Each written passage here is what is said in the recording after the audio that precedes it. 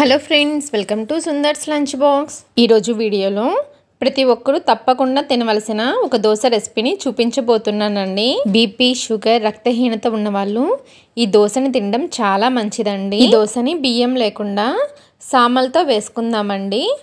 ఇక లేట్ చేయకుండా ఈ సామల దోశని ఎలా ప్రిపేర్ చేసుకోవచ్చో చూద్దాము. ఫస్ట్ దోశల పిండి కోసం ఒక గిన్నెని తీసుకొని 1 కప్పు సామలని వేసుకోండి. వీటిని లిటిల్ మిల్లెట్స్ అని కూడా అంటారు.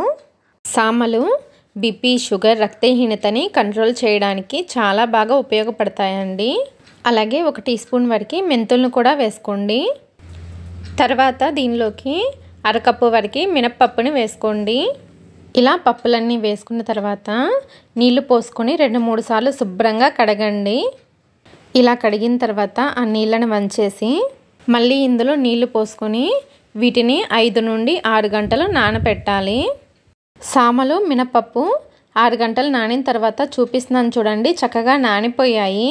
ఇప్పుడు వీటిని గ్రైండ్ చేసుకోవడానికి ఒక మిక్సీ జార్ తీసుకొని ఈ సామలు, మినపప్పుని మిక్సీ జార్లో వేసుకొని వీటిని గ్రైండ్ చేసుకోవడానికి అవసరమైనన్ని నీళ్లు పోసుకొని ఈ పిండిని మెత్తగా కాటుకులాగా గ్రైండ్ చేసుకోవాలి. ఇక్కడ నేను గ్రైండ్ చేసిన తర్వాత చూపిస్తున్నాను చూడండి. ఇలా మెత్తగా గ్రైండ్ చేసుకున్న తర్వాత ఈ పిండిని ఒక గిన్నెలోకి వేసుకోండి. పిండిని గిన్నెలోకి వేసుకున్న తర్వాత దీనిపైన మూత పెట్టి రాత్రంతా అలా వదిలేసేయండి. పిండిని కనీసం 8 గంటలు పులియ పెట్టాలండి.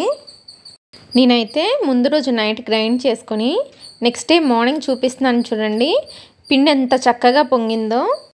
ఇలా పొంగిందంటే దోశ మనకి చాలా సాఫ్ట్గా మెత్తగా వస్తుందండి. ఇప్పుడు ఈ పిండిని ఒకసారి కలుపుకొని మీ రుచికి తగినంత ఉప్పుని వేసుకోండి. పిండిని బాగా కలుపుకోండి. పిండిని బాగా కలుపుకున్న తర్వాత పిండి కన్సిస్టెన్సీ చూసారు కదా, ఈ విధంగా ఉండాలి.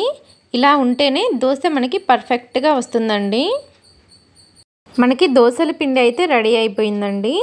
ఇప్పుడు దోశల్ని వేసుకోవడం కోసం స్టవ్ పైన దోశల ప్యాన్ పెట్టుకొని ప్యాన్ని మీడియం ఫ్లేమ్లో హీట్ చేయండి. ప్యాన్ మీడియం ఫ్లేమ్లో హీట్ అయిన తర్వాత ప్యాన్ పైన ఒక గరిటెడు పిండి వేసుకొని కొద్దిగా మందంగా సెట్ దోశలాగా దోశని వేసుకోండి.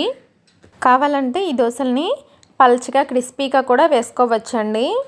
చూసారు కదా, దోశల పైన హోల్స్ వస్తున్నాయి. ఇలా హోల్స్ వస్తే దోశ మనకి సాఫ్ట్గా చాలా పర్ఫెక్ట్గా వస్తుందండి. దోశ పైన పిండి ఉడకడం స్టార్ట్ అయిన తర్వాత దీనిపైన కొద్దిగా ఆయిల్ని వేసుకోండి.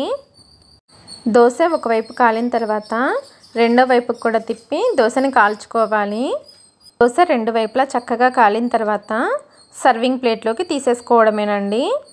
ఇదే విధంగా మీకు ఎన్ని దోశలు కావాలంటే అన్ని దోశల్ని వేసుకోవచ్చు. దోశల్ని వేసుకున్న తర్వాత ఒకవేళ పిండి మిగిలితే ఫ్రిడ్జ్లో పెట్టుకుని నెక్స్ట్ డే కూడా దోశల్ని వేసుకోవచ్చు అండి. ఈ దోశలు చాలా సాఫ్ట్గా, టేస్ట్ అయితే చాలా బాగుంటుందండి.